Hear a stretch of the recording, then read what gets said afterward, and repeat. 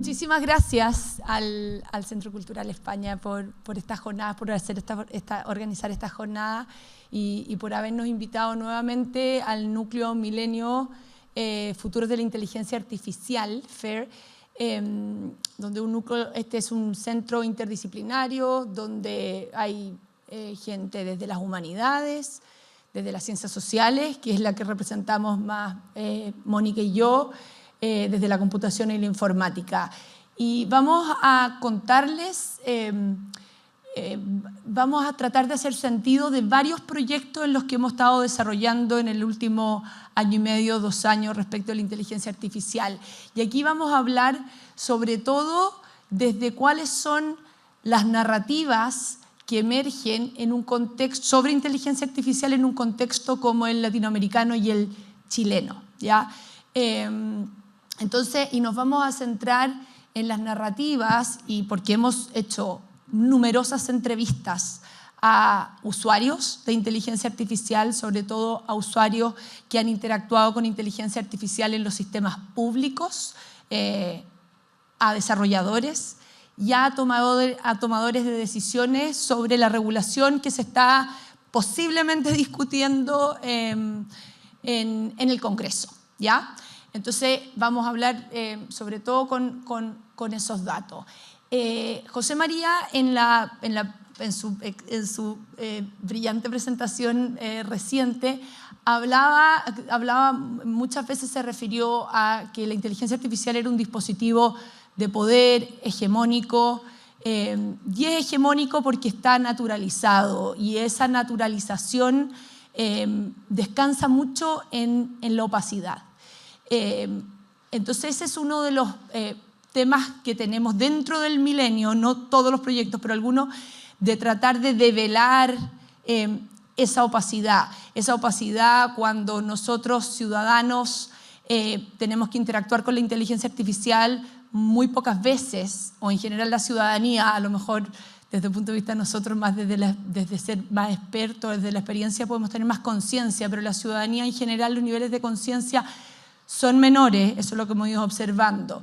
Entonces una opacidad donde no nos damos cuenta que estamos interactuando con ella, porque la idea es tratar de emular, lo hablaba todo el tiempo José María en la presentación.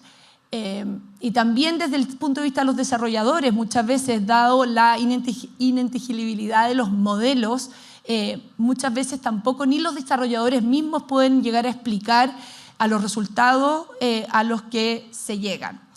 Entonces, estos desafíos son especialmente importantes en regiones como Chile o Latinoamérica o un poco más allá en el sur global, porque muchas veces este diseño del que hablaba José María es armado, estructurado y desarrollado en regiones del norte global y llegan a regiones como Chile o Latinoamérica muchas veces sin incorporar los contextos, los lenguajes, la cultura local. Entonces pasan a ser aún más opacos y hegemónicos y difíciles de desentrañar.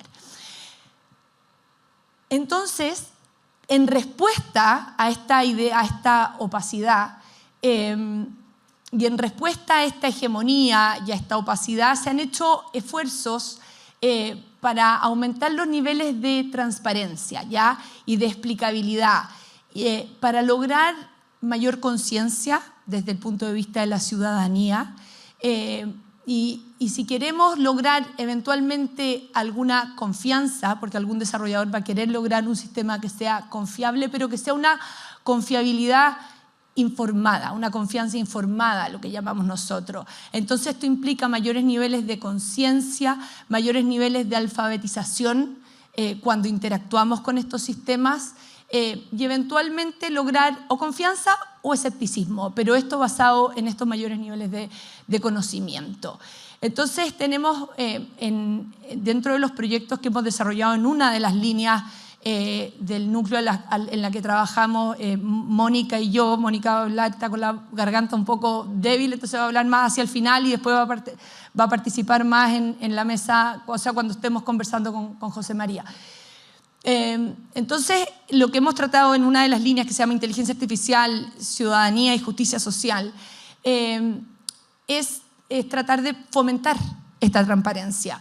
¿Y a qué nos referimos con esta transparencia? ¿O a qué la literatura se refiere con estos mayores niveles de transparencia? Es que los sistemas de inteligencia artificial comuniquen las funciones, las implicancias y las limitaciones para que los ciudadanos, cuando interactuemos con ella, no estén naturalizadas, ¿ya? Sino que sean más evidentes. Y para esto también en todo el área de la interacción humano-máquina, en todo el campo de estudio de la interacción humano-máquina, hay un concepto muy importante que tiene que ver con estos mayores niveles de transparencia, que es la explicabilidad. Y lo que estamos trabajando es una explicabilidad centrada en los usuarios, ¿ya? En nosotros. Y que poder identificar, para poder entregar estos mayores niveles de transparencia y explicaciones para hacer estos sistemas más evidentes y poder generar esas resistencias de las que hablaba José María, tenemos que identificar cuáles son el lenguaje de los usuarios, cuáles son las necesidades, cuáles son los valores, y esos son situados, ¿ya? Entonces no podemos usar modelos de explicabilidad para poder explicar estos sistemas y aumentar los niveles de transparencia desarrollados necesariamente en el norte y llegar y trasplantarlos acá porque no apelan ni a los lenguajes, ni a los conceptos, ni a las culturas.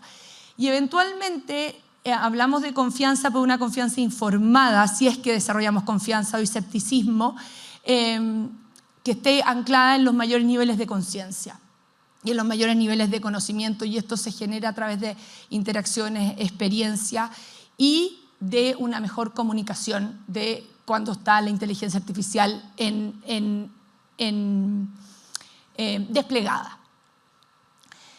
Entonces, eso ha sido uno de los desafíos importantes que hemos tenido, poder tratar de avanzar en estos mayores prototipos de transparencia y explicabilidad para lograr estos mayores niveles de alfabetización y lograr eventualmente algún nivel de resistencia dentro de lo que el individuo es capaz de hacerlo, pero también hemos explorado tomadores de decisiones y desarrolladores.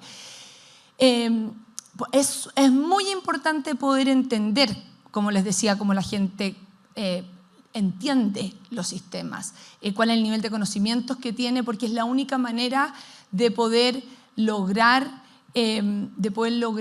una inteligencia artificial que eventualmente responda, que eventualmente logre un poco mayores niveles de equidad, porque la verdad es que, José María lo dijo muchas veces, aumentan los niveles de desigualdad. Cuando existe un sistema que es opaco, hay sectores que quedan cada día más desventajados. Entonces, la única manera de lograr estos futuros que sean más equitativos y sensibles a diversos contextos es comprendiéndolo, entendiéndolo, observándolo, ¿ya? Y esa ha sido una de las agendas que hemos tenido en el núcleo milenio. Y cuando yo les hablo de este contexto, voy a dar 3 o 4 ideas, ustedes bien conocen el contexto, pero un contexto de un país como el chileno, donde hay altos niveles de desigualdad económica, socioeconómica, una profunda desconfianza a las instituciones, y después van a saber por qué hablo y hago relevancia a la desconfianza en las instituciones públicas, pero al mismo tiempo los niveles de penetración tecnológica son altos, ya altísimos.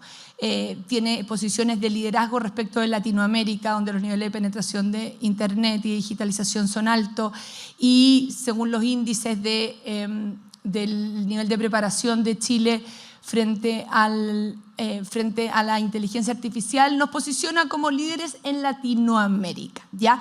Y esto es bien importante para poder entender muchas de las narrativas que se están dando también en los tomadores de decisiones y en los desarrolladores de inteligencia artificial en Chile, ¿ya? Esta posición como de liderazgo, esta narrativa imperante del liderazgo de Chile en Latinoamérica. Ahora, ¿qué es lo que se está diciendo? Y esto, Mónica puede hablar un poco de esto. ¿Qué es lo que se está diciendo? Y nosotros hemos hecho análisis en los medios de comunicación en Chile sobre la IA. Acá tengo este. Ah, ¿verdad? Sí. Disculpen por cómo se escucha mi voz. No, se escucha perfecto. No es natural, es artificial, ad hoc. Bueno, hemos intentado buscar las narrativas presentes en la prensa sobre la inteligencia artificial y lamentablemente ha sido poco sorprendente en el sentido de que hemos encontrado más o menos lo que pensábamos, ¿no? Alta predominancia de temas relacionados con la industria.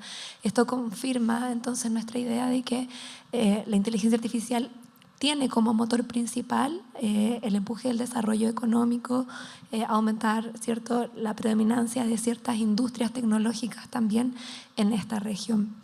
Eso se condice con los tipos de actores, porque no solo miramos las narrativas, sino que miramos cuáles son los actores que más aparecen en la prensa y son grandes tecnológicas transnacionales principalmente.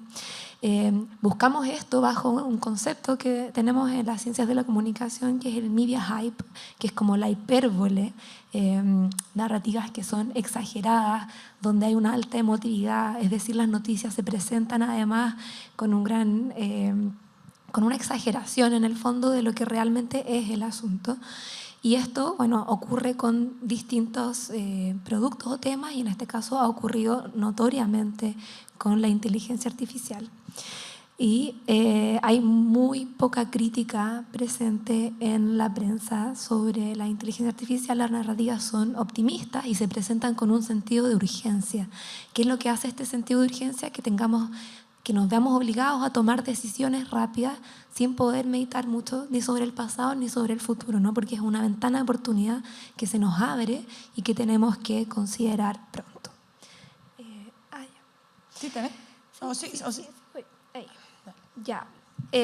Otras cosas de las que hemos hecho, aquí estamos hablando de varios estudios que hemos hecho en el Núcleo Milenio, tienen distintas dimensiones y podríamos resumir esas dimensiones en usuarios finales de la inteligencia artificial, en desarrolladores de la inteligencia artificial y también en tomadores de decisiones.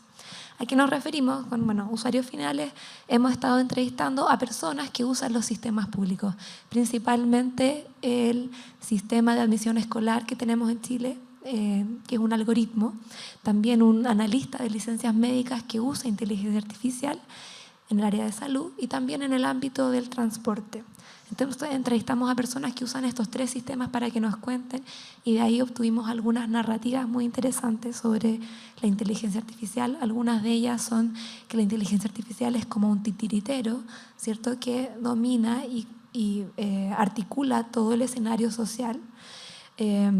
También en las narrativas de los desarrolladores encontramos otro punto de vista que también vamos a profundizar un poco más adelante, y los tomadores de decisiones, que acá en particular nos referimos a expertos, o lo que en Chile se llama expertos, que son personas de la academia, pero principalmente de la industria, representantes legales de empresas, que a veces también son académicos, entonces tienen una doble filiación, pero que han participado en las discusiones sobre la eventual legislación de inteligencia artificial. Ahí tenemos narrativas muy interesantes que podríamos discutir a propósito de la ética. Una de las cosas que más nos llamó la atención, y es que sin duda estamos muy de acuerdo en que la ética es un aspecto muy relevante para aplicar y también para desarrollar la inteligencia artificial.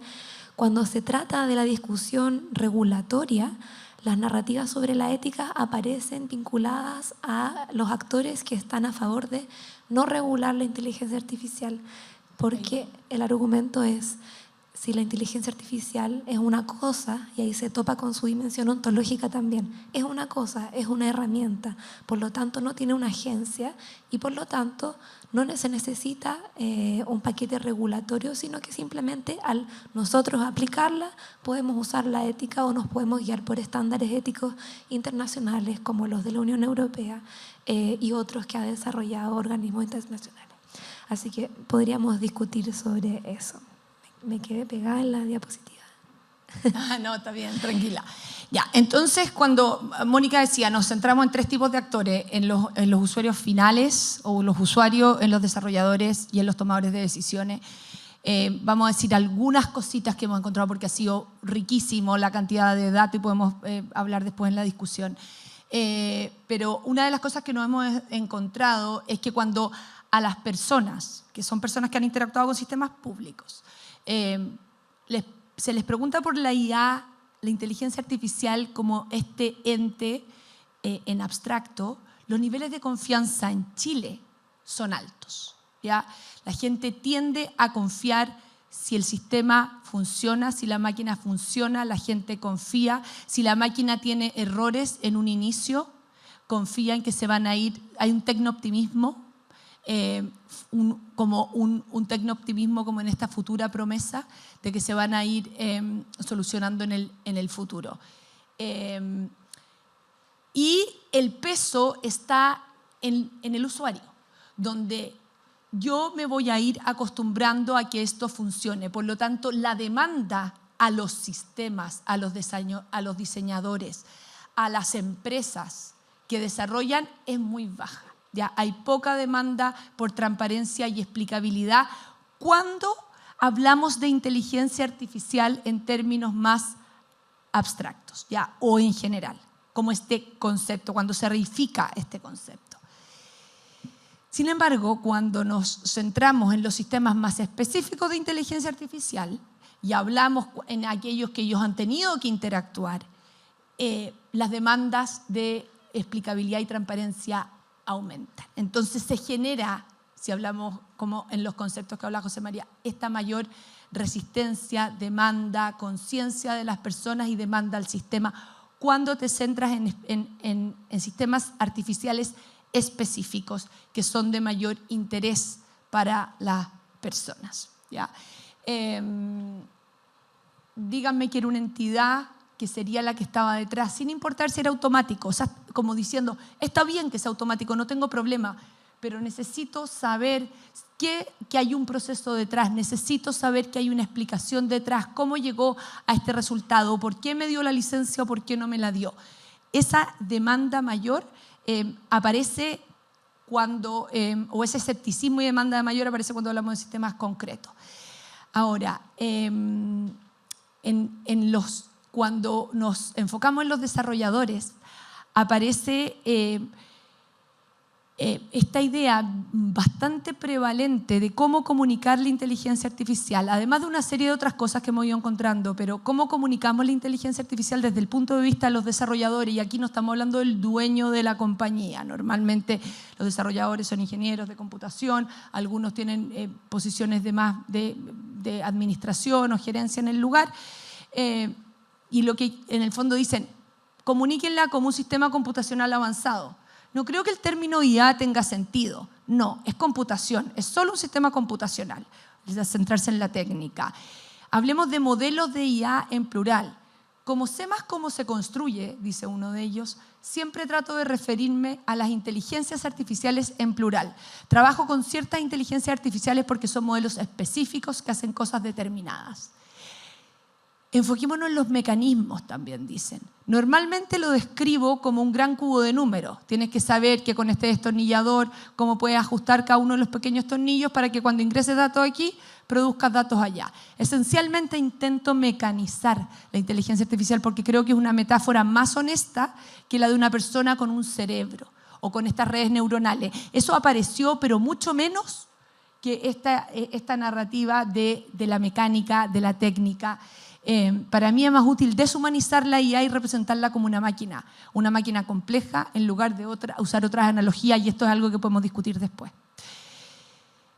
Ahora, desde el punto de vista, Mónica, dale, de los tomadores de decisiones, que es lo que un poco decías tú delante. Sí, bueno, creo que me adelanté en esta parte. Pero que la ética apareció estrechamente vinculada a las perspectivas que buscan no regular. Sabemos que también la discusión es interesante y no es trivial cuando están las personas, los desarrolladores innovando, ¿cierto? Temen a que demasiada regulación pueda trabar su libre camino hacia experimentar con cosas. ¿Ya? Eso también es una posición válida y es una posición que está muy defendida por los expertos.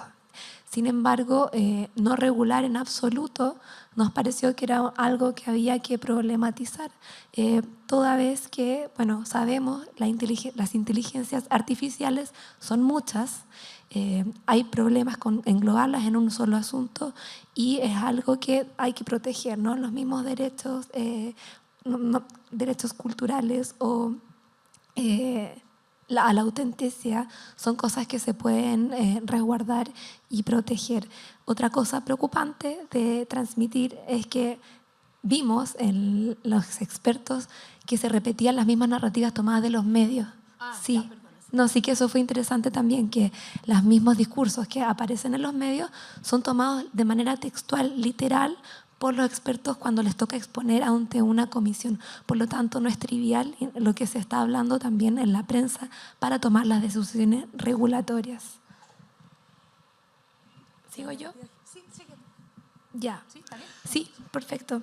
Entonces, podemos acá resumir algunas narrativas en los distintos niveles de usuarios finales, tomadores de decisión y desarrolladores.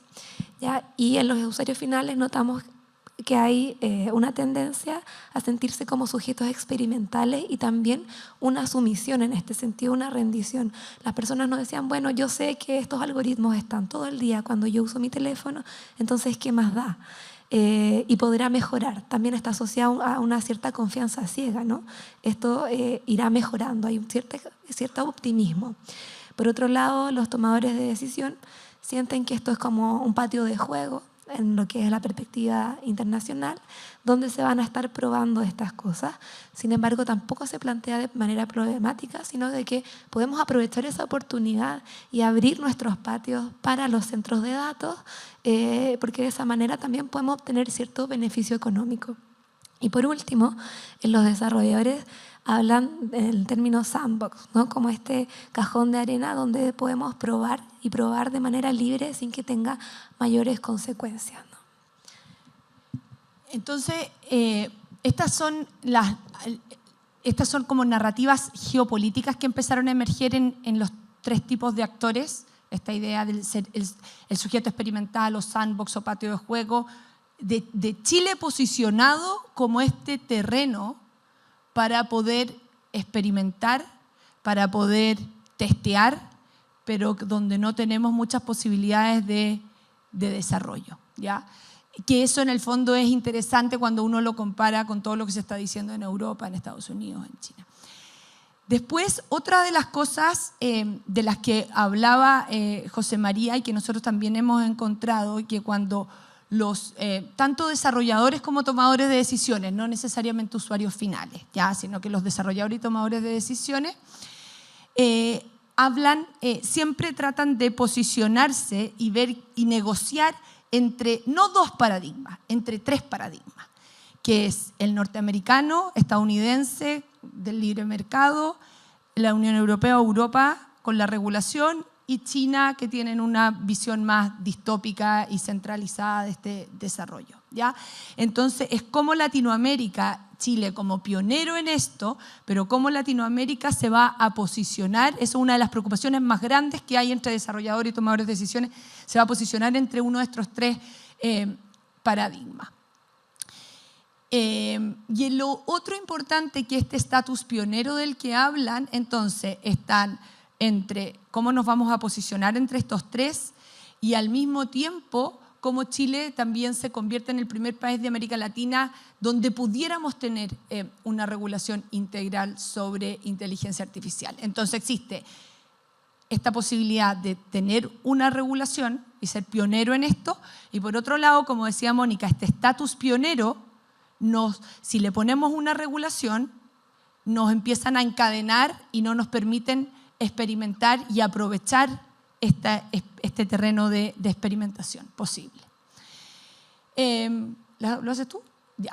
Entonces, como conclusiones más finales, ojalá fueran finales, porque todo esto es un trabajo que lo estamos todavía desarrollando, que en países como Chile, donde el uso de la tecnología es alto, la penetración es alta, especialmente comparado con otros países latinoamericanos, pero la confianza en las instituciones es baja, las personas suelen confiar en la máquina, ¿ya? En la máquina como aparato más a niveles abstractos, excepto cuando lo apelamos a aquellas máquinas con las que ellos han interactuado y con las que ellos les importan porque son sistemas donde que están tomando decisiones que son importantes para sus vidas. Entonces, una de las cosas que estamos pensando, discutiendo, es que para poder promover un compromiso crítico y una confianza informada, o sea, lograr mayor información sobre esto, es hasta qué punto es necesario, en un contexto como este, enfocarnos en sistemas más específicos, ¿ya? Y no reificar y no tener esta idea como abstracta de la inteligencia artificial. Nos vemos como sujeto de experimento, como les decía, Chile en general como Sandbox Nation o como patio de juego, como sujetos experimentales, y esto nos lleva a pedir a demandar menos estándares. Por favor, no nos pongan tanto estándar y regulación porque nos van a encadenar, pero al mismo tiempo nos vemos Chile, estoy diciendo, como pionero en la promoción de estas regulaciones. Eso les diría yo, básicamente. Muchas gracias.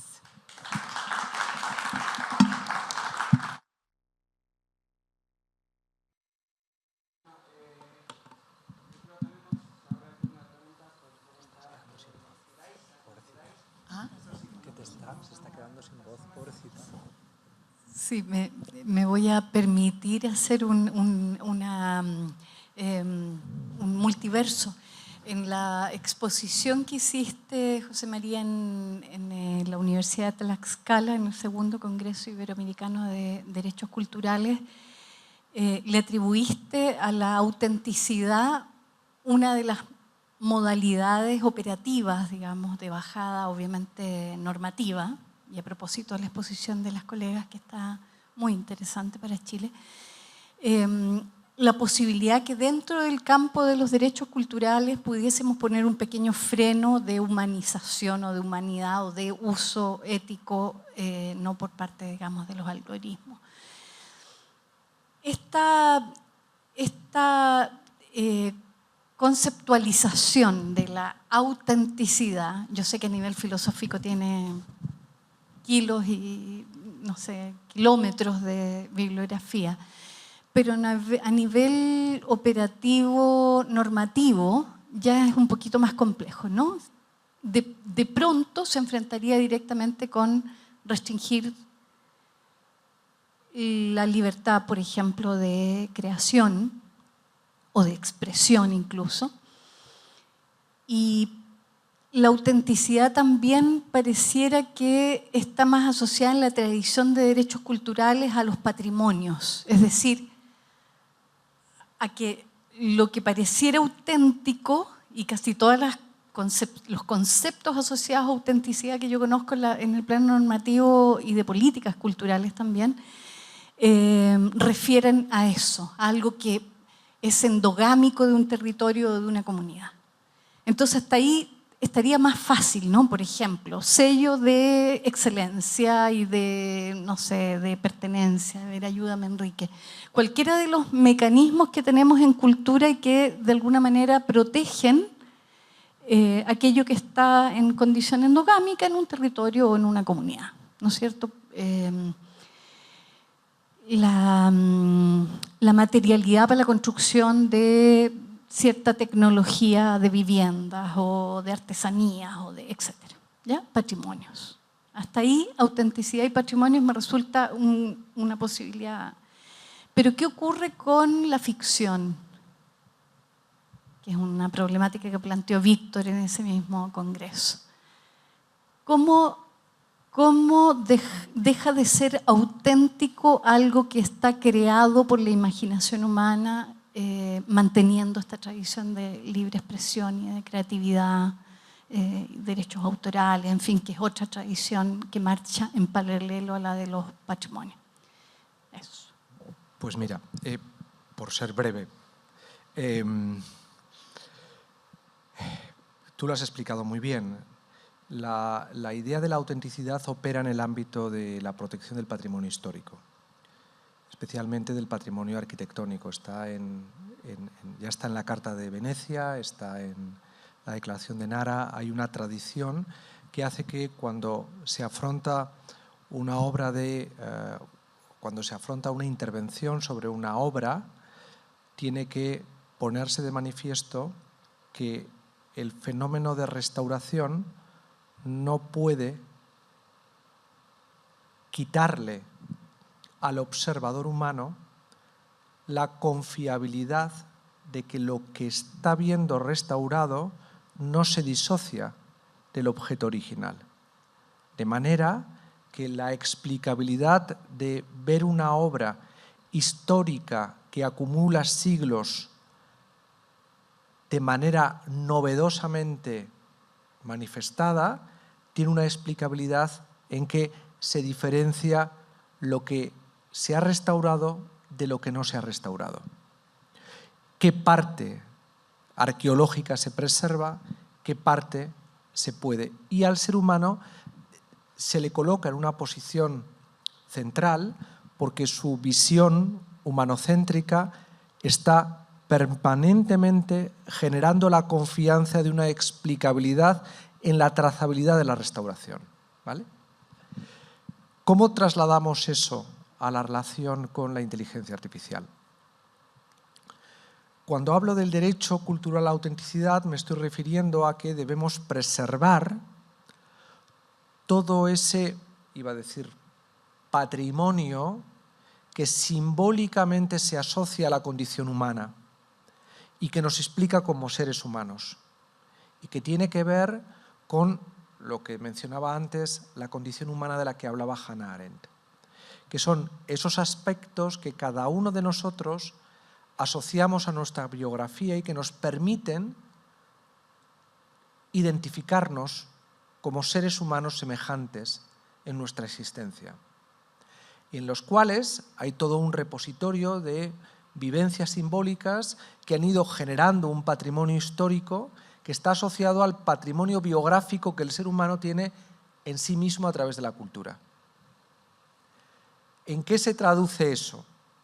Se traduce en que la inteligencia artificial, cuando opere en el terreno simbólico, debe dejarle al ser humano la capacidad para poder salvaguardar esa trazabilidad que también está en el patrimonio material, que le permita la explicabilidad de que lo que tiene delante es una creación artificial. Y sobre todo, que es explicable para él, con una mirada humanocéntrica, que eso que está viendo es fake, que luego juzgará, interpretará, valorará, pero que en todo momento comprende, interioriza, que no le está disputando la percepción de que lo que tiene delante es algo que no es humano. ¿Cómo se concilia eso? Y ya me estoy extendiendo más de lo que debía, con la libertad de creación. Es que solo podrá el ser humano crear libremente si es capaz de preservar ese soporte que le da su condición humana. Es decir, si tiene claro que la hibridación que pueda haber con la máquina y con la inteligencia artificial no le resta capacidad para imaginar por él mismo. No verse soñado por algo que sueña por él. Y ya entramos en la reflexión de Blade Runner o en la propia reflexión angustiosa que se plantea Descartes cuando está diciendo no estaré siendo el objeto soñado por un Dios que está imaginándome a mí mismo. No, de eso se trata. Porque solamente, y esto tiene que ver con algo que estabais comentando antes, que es el gran mantra narrativo que justifica la innovación por la innovación, ¿no? Es que la innovación para que se produzca necesita reglas. Es que para crear necesitas reglas. Es que para poder jugar un partido de fútbol tienes que tener reglas.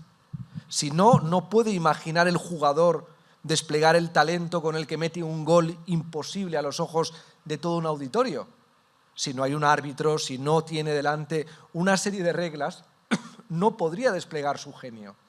El ser humano, para que pueda preservar su genio imaginativo, necesita reglas, límites, porque eso es lo que le hace buscar la trascendencia.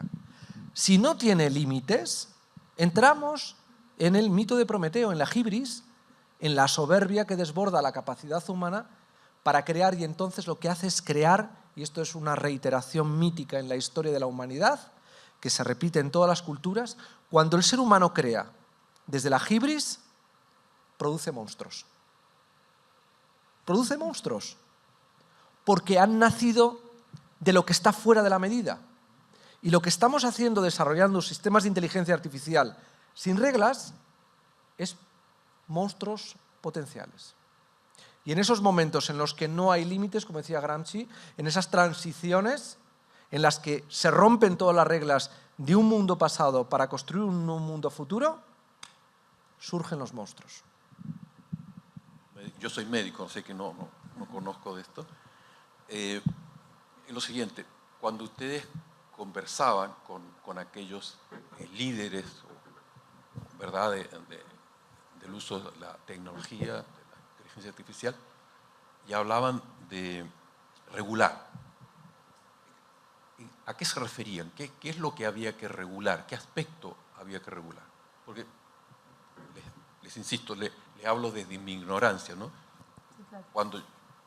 Cuando se habla de los peligros, bueno, siempre se ha hablado de los peligros de cualquier, ¿no es cierto?, de la pólvora, de todo, de la energía nuclear, ¿verdad?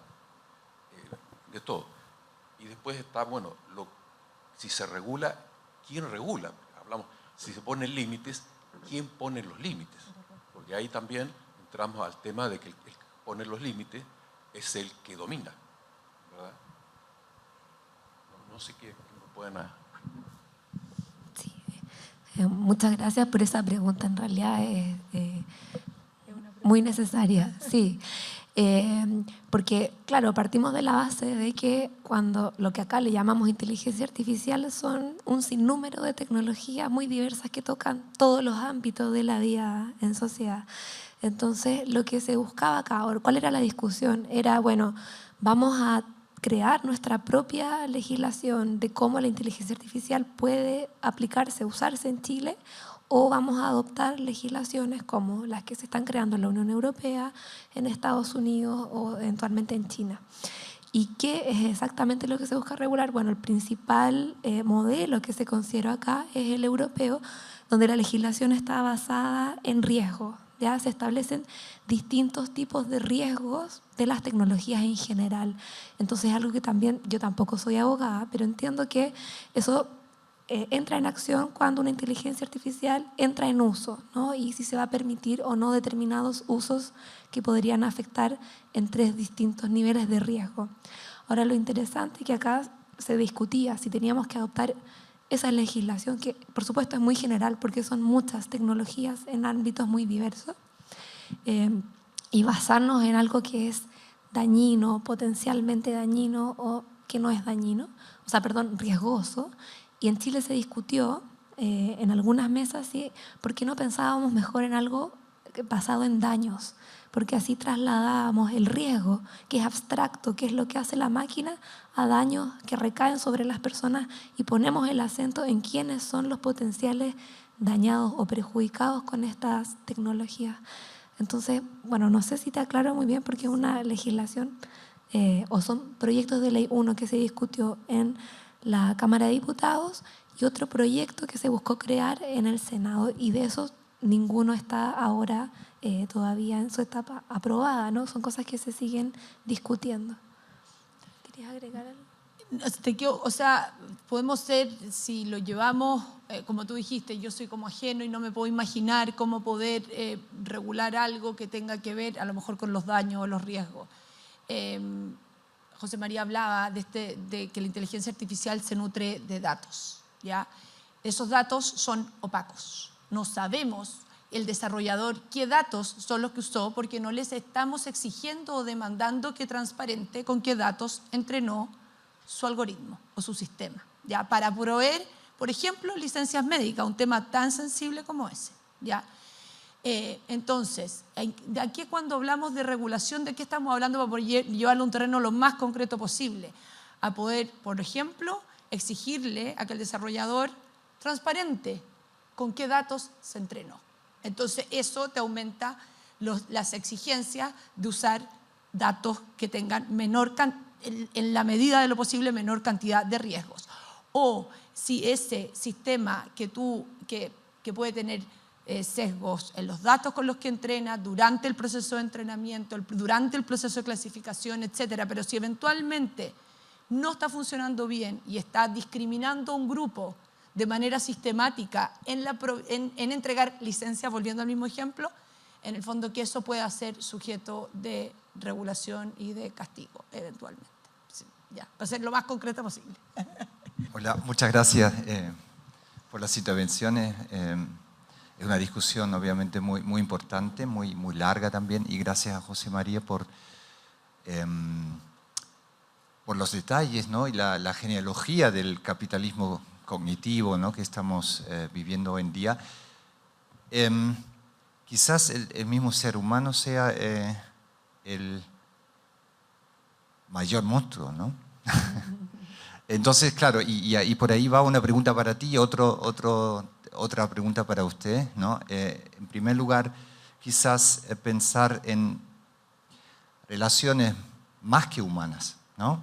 Quizás ese hito, esa brecha digital y ese último escalón del capitalismo cibernético, ¿no? Que es la inteligencia artificial, nos permita justamente pensar en otras dimensiones, más allá del ser humano, ¿no? Para darle un giro un poco más optimista quizás, ¿no? Ver en qué la inteligencia artificial nos abre dimensiones, ¿no? De pensarnos a nosotros en otras relaciones con otras inteligencias, no solo maquínicas, también otras, ¿no? Y no centrarnos siempre en el ser humano. Yo escucho en tu propuesta una reivindicación, una recuperación humanista, como un poco lo hace Exadin, ¿no? Creo que podemos llevar todo un poco más allá del ser humano, o más que humano, ¿no? Un pensamiento más que humano. No estoy hablando del posthumanismo, ¿no? Estoy hablando de una propuesta no tan antropocéntrica, ¿no? De las relaciones, ¿no? Que estamos viviendo, ¿no? Y para ustedes, claro, estamos en otros contextos hablando de la noción de pueblo, que acá no ocurre, no surge. Ustedes hablan de sujetos, ¿no? Sujetos usuarios, sujetos experimentales, usuarios. Y bueno, eso también quiero... tú hablas, José María, del ciudadano a veces, ¿no? Pero tampoco de pueblo. Entonces, claro, ¿quiénes son estos sujetos, ¿no? Eso es muy interesante.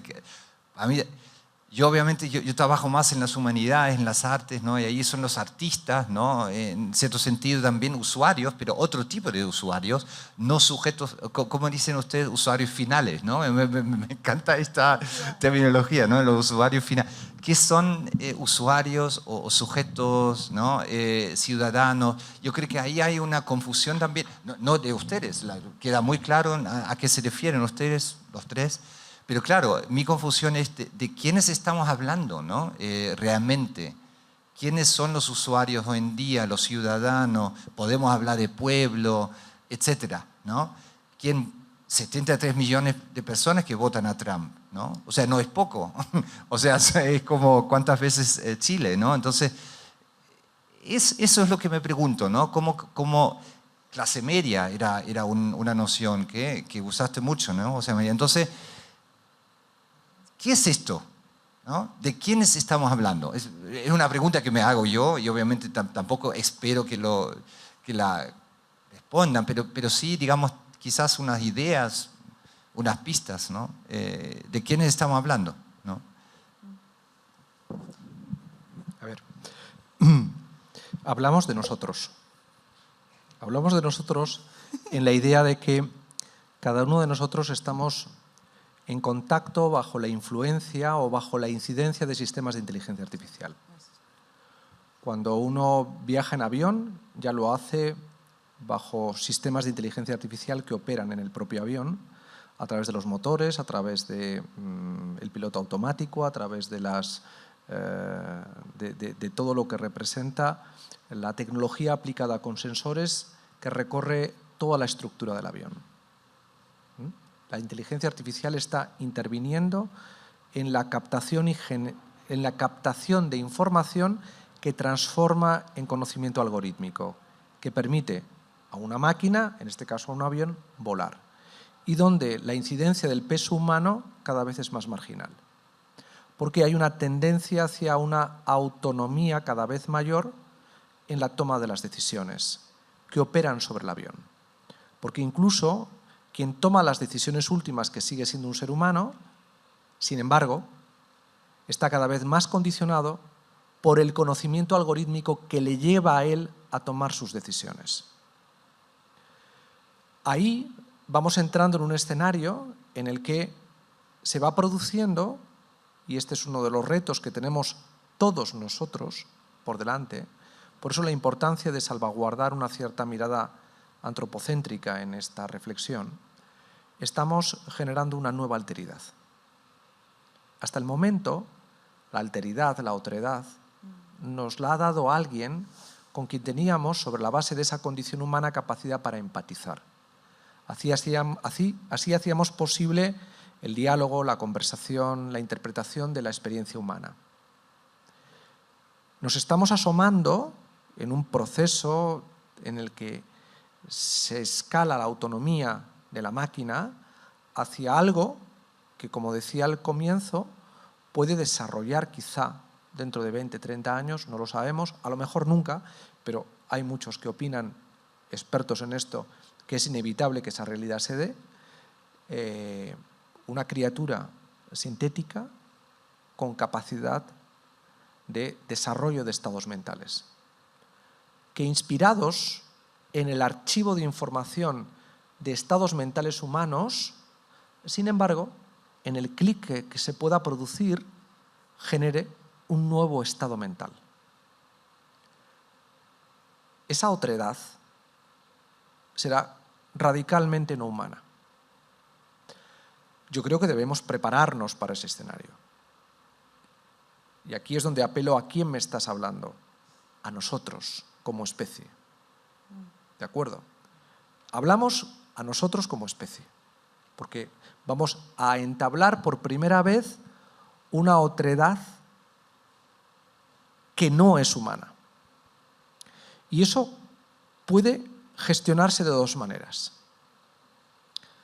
Desde una potencial hostilidad, que es hacia donde vamos, porque el concepto de maximización utilitaria de la capacidad de poder de la máquina llegará en sus conclusiones a considerar que al ser más perfecta que la imperfecta criatura en la que se inspira, hace a esta segunda prescindible, ya lo hemos visto en 2001, una Odisea del espacio, ¿de acuerdo? A través del comportamiento de Hall, pero podemos trabajar para que esa potencial otredad sea amigable. Y esa relación amigable implica ya entender que hay una serie de dispositivos de poder donde el ser humano tiene que pensar en cómo articular esa posible amigabilidad futura que no se transforme en hostilidad. Porque si se transformara en hostilidad, tendríamos que convertir esa relación con él en transformarlo en un potencial esclavo. Y eso ya lo hemos vivido en la Grecia clásica. Por tanto, ¿de quién estamos hablando? Ciudadano, persona, sujeto, usuario. Nosotros, en las múltiples dimensiones en las que nos relacionamos con sistemas de inteligencia artificial, que algunas van escalando en una autonomía que les puede llevar en un determinado momento a adquirir un estatus de otredad consciente. Y ahí, ¿qué vamos a hacer nosotros como seres humanos? Porque ahí todos nos vamos a igualar en esa relación. Ahí van a desaparecer las diferencias de clase, de cultura, de género. Todos como especie nos vamos a ver frente a una criatura con una consciencia sintética, distinta a la nuestra. Seremos capaces de interlocutar con ella, de colaborar con ella, de dialogar con ella, la subordinaremos, cómo la trataremos, a eso nos referimos. Cuando decimos nosotros, estamos hablando de la especie humana en sus distintas concreciones o especificidades, pero la inteligencia artificial está evolucionando a adquirir un estatus que en términos abstractos desarrolla un fenotipo maquínico distinto al fenotipo humano. Ya, la pregunta de Wolf es súper interesante y nos permite también contar algo más sobre el tema de los usuarios finales, que es lo que más usamos. Y es que como estamos estudiando servicios públicos, muchos usuarios son trabajadores del Ministerio X, ¿no? Son funcionarios públicos también, pero no son ellos usuarios finales y por lo tanto el nivel de afectación es distinto, ¿no? La persona usuaria final es la persona común y corriente, que en este caso el pueblo, podríamos llamar la ciudadanía, solicita una licencia médica, usa el transporte público, va a estudiar o quiere que sus hijos estudien en liceos públicos. Y ahí es interesante porque también las personas nos decían cómo ellos querían ir a reclamar algo a la persona humana finalmente y aparecía el funcionario que no es el usuario final, sino un usuario intermedio y le decía, mire, le muestro mi pantalla, veo lo mismo que usted, no tengo idea. O sea, la agencia tampoco está en esos usuarios intermedios. Entonces, en ese sentido, no recuerdo si dijimos sujeto, pero no estaría tan lejano hablar de sujeto como en el sentido más del debate clásico de la sociología, ¿no? De ¿es sujeto o es agente? Quizás como inconscientemente usamos el término sujeto porque en este caso no le estamos otorgando demasiada agencia a las personas que tienen que usar el transporte público, tienen que pedir una licencia médica, no tienen opción de escapar. Y una última cosa interesante es que, perdón, eso hace referencia al sujeto de una estructura, ¿no? Están sujetos a, no son tanto agentes en ese sentido. Y que lo que no, en términos más concretos, como dice la Tere, los resultados que nos ha dado, ¿quiénes son estas personas? Son en su mayoría mujeres. ¿Y por qué? Estamos hablando de, en la familia, ¿quién es la persona que usa el sistema de admisión escolar? Probablemente la mamá. Las personas que son usuarias del transporte público son estadísticamente mujeres en su mayoría. Lo mismo pasa con la solicitud de licencias médicas. Entonces, en términos concretos, es una mujer que convive en familia, ¿no? Y que es de estrato socioeconómico medio-bajo y que nos parece interesante de relevar porque no son high-tech, ¿no? Son personas que normalmente no son las que aparecen más visibles como usuarios de la inteligencia artificial. Y lo que yo agregaría también respecto de esa pregunta tuya, Wolf, y que también, refiriéndome un poco a la reflexión que hizo José María, es que si te fijaste en la misma presentación, casi sin querer, de los tres, de repente hablábamos como en tercera persona y de repente hablábamos en primera persona plural, pero no y es porque, claro, ¿quiénes son? Somos ese nosotros, porque y ese nosotros tenemos distintas identidades y distintos roles. Entonces, ahí Mónica decía, entonces, en ese sentido, todos de alguna manera podemos ser ciudadanos, pero bueno, ¿qué es la ciudadanía? ¿Es la persona mayor de 18 años con derecho a voto? ¿O son los niños también ciudadanos? Entonces, también ciudadanía queda corta como palabra, entonces puede ser persona, ser humano, pueblo, o incluso José María decía, tenemos que pensar incluso en otro que va más allá de que tiene una humanidad como más material, como ser humano. Y en este tema de los roles voy a hablar en el fondo, entonces, en este tratar de conceptualizar para poder entender cuáles son las perspectivas de las distintas personas, porque nosotros también tenemos distintos roles y distintas perspectivas. Entonces, para poder comprender cómo la gente se relaciona, cómo lo comunica y cómo entiende todo este sistema de la inteligencia artificial, necesitamos conceptualizar un poco más, ¿ya? Y dividir y categorizar. Y en ese sentido, Mónica hablaba que esta división que hacíamos, por ejemplo, de usuarios finales, usuarios intermedios, ¿ya? O desarrolladores o tomadores de decisiones, lo que hay detrás de eso es el poder que tienen dentro de la arquitectura de la inteligencia artificial o de cómo se implementa en un país o del poder que tiene en una regulación o del poder que tiene en el diseño, en el desarrollo. Y en esos distintos niveles o en el mucho menor poder o menos agencia, y en ese sentido son más sujetos con menos agencia, en el caso de estos usuarios finales, últimos de un sistema público. Entonces yo creo que es esa como línea de distintos niveles de poder ante esto que está ocurriendo, que tratábamos de distinguir para poder entender cuáles son estas distintas perspectivas y distintos lenguajes. ¿Ya? Ustedes en el trabajo que han hecho y también cuando escuchan a un experto, digamos, tan ilustrado sobre estos temas, perciben que, a ver, porque yo percibo que, por lo que ustedes exponen, que lo que la gente común teme, por lo menos acá en Chile, de la inteligencia artificial, lo que ustedes decían, es menos que quizás aquellos expertos. Yo me acordé, además de la exposición brillante de José María, de algo que escuché también de este famoso autor Harari, que también advertía que un peligro importante para la humanidad estaba en la inteligencia artificial, seguramente ustedes también. Pero, claro, para la gente común y corriente no. Ahora, cuando hablan de peligros, yo lo escuchaba a José María muy atentamente, por momentos pensé que ese peligro era algo, como lo describió él, algo no humano, como si lo no humano fuera peligroso, o fuera un peligro, o si no, a quien domine esto, o sea, el afán dominador. Nosotros, claro, nosotros sabemos que el dominio es parte de nuestra naturaleza, o sea, los primates somos dominantes y somos jerárquicos, ¿verdad? Los imperios son dominación, ¿verdad? La cultura también es una forma de dominación.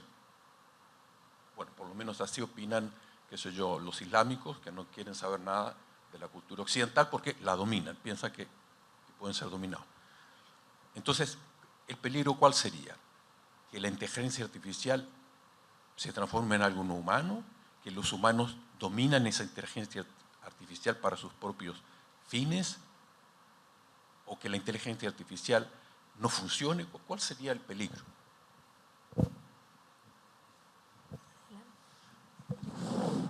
Tú, empieza, dale. A ver. Primero partiste diciendo, percibimos que la gente en un contexto como este, como el chileno en general, confiaba o temía menos. Temía menos en la medida de que era esta entidad más lejana. Cuando se la concretas, ¿ya? Cuando se la lleva a un terreno más conocido con el que han tenido que interactuar y que tiene un nivel de dominio sobre su vida en alguna medida, ¿ya? Está determinando algunas decisiones en su vida sin darse cuenta. Y cuando se dan cuenta, le exigen más, ¿ya? Entonces, ¿a qué le pueden temer, si pensamos en temor, o a qué le podemos temer es a ese dominio, a esa pérdida de agencia, diría yo. No sé si Mónica o... Y en casos concretos, ¿no? Es decir, ¿por qué debemos tener miedo a una inteligencia artificial? Imagínate un sistema de inteligencia artificial aplicada a sistemas biométricos, que hace que, por ejemplo, la contratación en los departamentos de recursos humanos no la adopte un ser humano, sino una inteligencia artificial, que evalúe biométricamente también el currículo en la entrevista, analizando, porque para eso está la inteligencia artificial, una serie de datos que tienen que ver con un aspecto tan íntimo como en un determinado momento, al explorar el currículo, plantear una pregunta incómoda que un ser humano podría hacer o no, pero empatizar, pero que la máquina no va a poder hacer sobre un supuesto año fallido en el currículo que explica a lo mejor algún tipo de problema mental o de salud mental que en un determinado momento alguien por alguna circunstancia personal padeció y que hace que el iris se active y provoque una reacción que alguien como nosotros podríamos salvar interpretativamente a través de esa empatía compartida de la condición humana, pero que la inteligencia artificial detectaría y automatizaría. Eso es un peligro. Yo quiero que me evalúe un ser humano en mis capacidades, no una inteligencia artificial que ha automatizado en una idea de utilidad cómo selecciono un currículo u otro. Ese es un peligro. Otro peligro, por ejemplo, es estar, como estamos haciendo ahora, un entrenamiento masivo de sistemas de inteligencia artificial en el ámbito generativo que está utilizando, vulnerando los derechos de autor, todo el conocimiento y todas las imágenes que están disponibles en la red, algunas protegidas por derechos de propiedad intelectual, que está generando un perjuicio económico a los autores y, por tanto, a los creadores. Otro caso. Otro caso, el permanente control de la movilidad, que están gestionando sistemas de inteligencia artificial, que si, imaginémonos, colapsaran en un determinado momento, provocarían un colapso del tráfico aéreo, etcétera, etcétera, etcétera. Es decir, los casos son múltiples. En la medida en que estamos renunciando, que esta es la clave, ¿no?, que en el fondo late en la reflexión que planteábamos antes, ¿cómo debemos relacionarnos con la inteligencia artificial? Debemos, evidentemente, introducir un modelo de gobernanza que combine regulación, que establezca parámetros éticos, que identifique los impactos sociales, económicos, culturales, pero sobre todo que garantice al ser humano un empoderamiento crítico que no le haga dependiente de la inteligencia artificial. Y ese empoderamiento crítico afecta a una estructura que empieza en la educación y termina probablemente en el trabajo, en la vida doméstica, en tantísimas cosas. Yo lo que también agregaría es que escucharnos tal vez poner los énfasis en estos peligros, pero también lo hace, bueno, o hablo por mí misma, lo hago porque el contexto en general, especialmente un contexto como este, es mucho más optimista. No vamos, y Wolf dijo, ¿por qué no lo miramos a algún lado que pueda ser más iluminador o más positivo? Por supuesto que hay oportunidades. Lo que pasa es que en un contexto como este, donde el énfasis ha estado en una narrativa de la innovación, del optimismo y que nos resta esta posibilidad de estar más empoderados críticamente y darnos cuenta de que estamos interactuando con estos sistemas que tienen implicancias culturales, sociales, económicas, que no son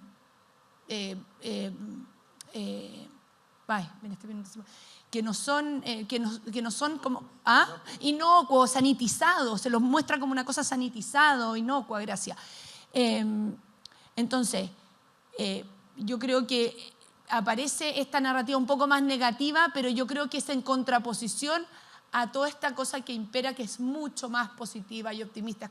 Es como decir, ojo, pongamos énfasis en esto también porque es necesario normal de alguna manera.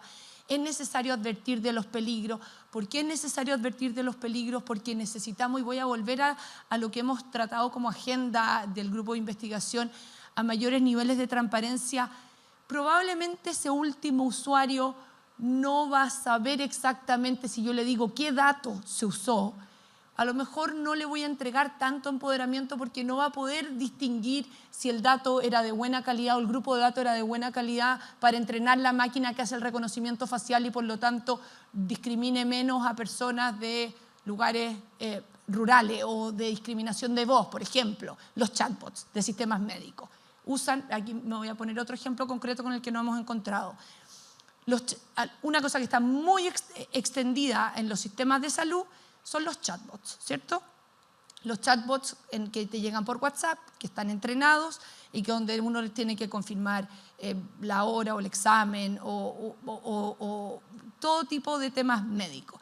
Esos chatbots están entrenados con voces, ¿ya? Muchas veces la gente en Chile no escribe, sino que lo que hace, manda audio. Esa es la mayor cantidad de las personas que interactúan con el sistema público de salud. Mandan audio. ¿Qué pasa si ese sistema no está bien entrenado o no hay una cantidad de voces de sectores rurales, del sur, del norte, que puedan identificar bien esas voces? ¿Ok? Entonces ahí advierto de nuevo un peligro, porque en el fondo voy a estar discriminando y a lo mejor no prestándole el servicio que requieren estos grupos más desventajados.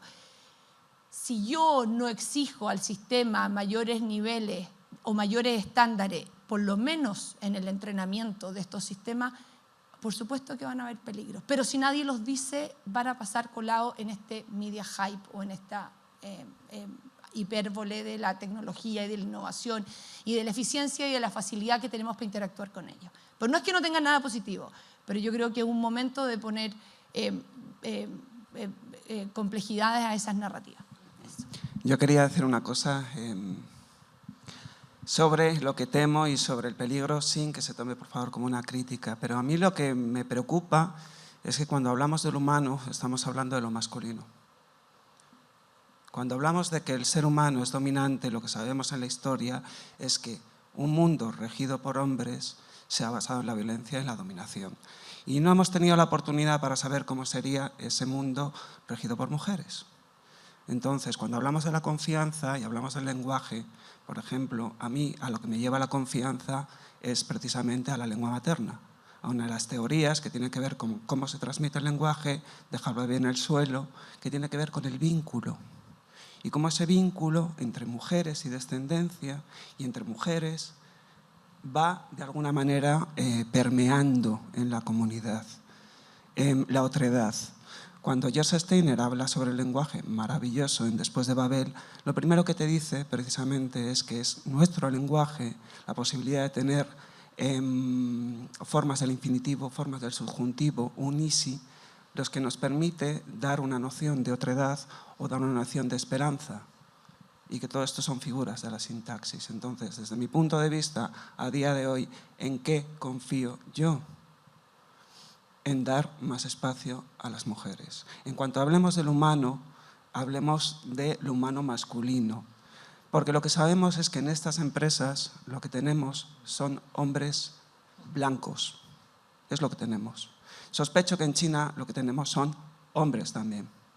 Entonces, si yo tuviese que apostar ahora, hoy en día, por algo, hay quien dice que no hubiésemos inventado la electricidad, otros adiós Internet. Yo, desde mi punto de vista, que tengamos un mundo dirigido, que en la posición en la que hay un hombre. Ahora hagamos así y hay una mujer. A mí me gustaría ver eso.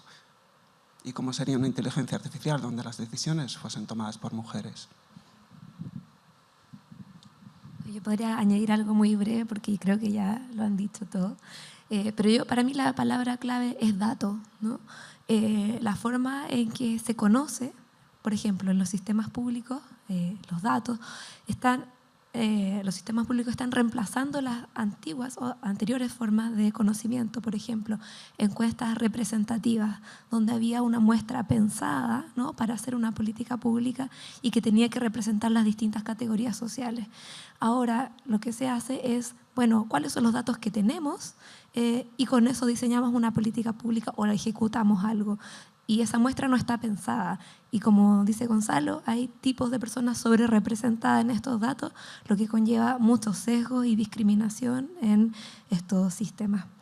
Me ha hecho mucho sentido lo que dijiste, José María, sobre ¿no?, cuál es la agencia que le estamos delegando a las inteligencias artificiales, o cada vez que usamos una tecnología deberíamos preguntar, bueno, ¿cuál es la agencia que estamos delegando al conducir un auto? Bueno, la conducción, la aspiradora, ¿no?, la limpieza del hogar. Pero en estos casos es la posibilidad de pensar cómo tenemos que conocer, cómo tenemos que informar los sistemas que distribuyen los recursos y los bienes en la sociedad. Y es peligroso si no se piensa, porque lamentablemente la política, va más lento que la tecnología, ¿no? La tecnología cambia antes Entonces la política no se está pensando, sino que está considerando, bueno, qué es lo que hay con la técnica que tenemos. Eso. Y que no hay una mirada crítica no significa destruir la inteligencia artificial. O sea, no somos nuevos luditas que estemos queriendo romper la máquina y el telar, sino que lo que queremos es que se ponga al servicio de la humanidad, es decir, y del planeta, y de ser capaces de que la misma extractividad que ha hecho posible la emergencia climática global es la extractividad que, en vez de operar sobre la naturaleza física del planeta, está operando sobre la naturaleza moral del ser humano al tratar de extraer de los datos que deja la huella digital de sus interacciones conocimientos que están deshumanizando a la especie. La están dándole una capa de artificiosidad sobre la condición, con todas sus contradicciones y con todos sus conflictos. Porque si perdemos la capacidad para empatizar con lo humano, yo puedo entender el ser humano monstruoso. Es decir, puedo entender la monstruosidad, puedo entender la opresión, puedo entender el machismo, puedo entender, en fin, las experiencias que nos provocan, evidentemente, situaciones de dominación, pero nacen de humanos, con toda la complejidad que ello implica, pero con toda la posibilidad de resistencia y de justicia también, ¿de acuerdo? Acertando en las políticas que permitan buscar la igualdad. Sin embargo, no sé lo que pueda surgir de una nueva otredad con la que no pueda empatizar. O mejor dicho, que ella no pueda empatizar conmigo. Entonces, tenemos que también pensar en ese escenario. Hacer una inteligencia artificial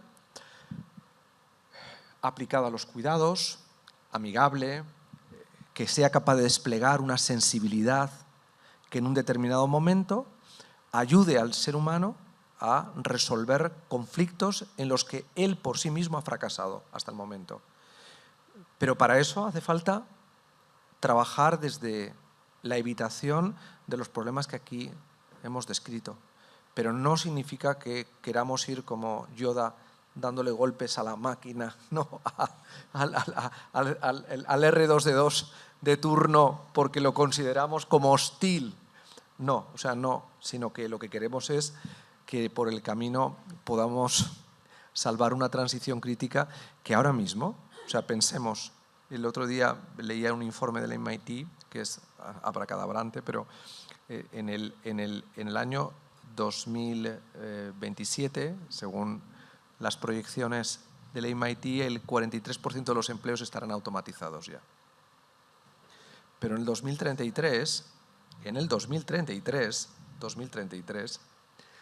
80% de las profesiones liberales estarán afectadas por la inteligencia artificial en distinta medida, ¿vale? Ingenieros, médicos, arquitectos, clases creativas, abogados. Pero en 2090, al día de hoy, el 100% de las habilidades y capacidades humanas serán superadas por la inteligencia artificial. Entonces, en ese proceso, la aceleración de la desigualdad va a ser terrorífica. Como no fijemos políticas públicas, modelos de gobernanza que hagan posible unos márgenes de transición que no agraven la desigualdad que ya tenemos y las injusticias, sino que traten de ir paulatinamente corrigiendo lo que tenemos detrás y no agravándolo con lo que tenemos por delante. Y ese es el gran empeño, desde la crítica y desde tratar por todos los medios de que en este proceso ganen muchos más de los que pierdan y a poder ser que ganemos todos. Porque si no se hace y lo dejamos llevar por el diseño que en estos momentos acompaña un aceleracionismo que cree que cuanto más rápido vayamos, como la técnica es una especie de salvación de lo humano, resolveremos todos los conflictos del mundo. Eso es lo que está Un señor que se llama Bezos, otro que se llama Musk, otro que se llama... Todos los grandes líderes de las corporaciones tecnológicas creen en el aceleracionismo. Pensar que cuanto más aceleremos, cuanto menos límites pongamos en la innovación, antes llegaremos a resolver los problemas del ser humano, sustituyendo al humano. Esa es la dinámica en la que estamos instalados. Y lo que ha ganado en Estados Unidos, una parte, está inspirada en eso. En una derecha alternativa norteamericana que se nutre de lo que se llama la ilustración oscura. Ya solo el propio nombre, el otro día lo dijo Elon Musk en un meeting de campaña, cuando dijo: soy la parte oscura de MAGA. Es la ilustración oscura, es un grupo de intelectuales que desde hace más de 15 años vienen defendiendo el aceleracionismo y la creencia de que el mejor líder político que hay es un CEO innovador, un CEO de la innovación, que nos trate como trataba Federico el Grande de Prusia a la Prusia de su tiempo. Pero es que esto es cierto, es que esto está escrito. Nick Land, Mencius Moldburg y otra serie de gurús, todos en gran medida financiados por las grandes corporaciones tecnológicas, que vienen pensando y generando los contenidos que luego disemina el algoritmo de X, que visibiliza estos contenidos y en cambio esconde los contenidos que luchan por la igualdad, que defienden la igualdad de género, que están contra... Sin embargo, lo que se visibiliza en el algoritmo son estos otros contenidos que nos llevan en la curiosidad humana a esos contenidos, no porque nazcan del diálogo, sino de un rehuido que es visibilizado por un diseño algorítmico y por sistemas ya de inteligencia artificial que acompañan la conversación humana y que, como es más potente la capacidad de ruido que generan, desplaza a la humana y hace que X sea en estos momentos una auténtica jungla dialéctica. Pero, entre otras cosas, para generar más datos sobre el inconsciente sáurico o reptiliano que hay en el cerebro humano, que es necesario como vertido de datos para la inteligencia artificial, para ir acercándonos a ese clic de la consciencia, porque no solamente se basa en los datos que dejamos en la interacción consciente. Esos generan una inteligencia lógica, estadística. No, la inteligencia creativa también se alimenta de los datos reptilianos que hay en nuestro cerebro. Y para eso necesitas sandbox de violencia. Y eso es en estos momentos X. Un sandbox de violencia, dialéctica, para evitarnos la violencia física, pero alimentar a sistemas de inteligencia artificial a saber lo que es la violencia. ¿Y no crees que eso debe ser regulado? Que alertemos sobre esos peligros, que exijamos que haya políticas públicas para que esas situaciones no se den, que estén manipulando los algoritmos con diseños que priman la violencia sobre la cordialidad. Eso es lo que estamos haciendo. No porque queramos acabar con la tecnología, sino para que la tecnología no acabe con nosotros.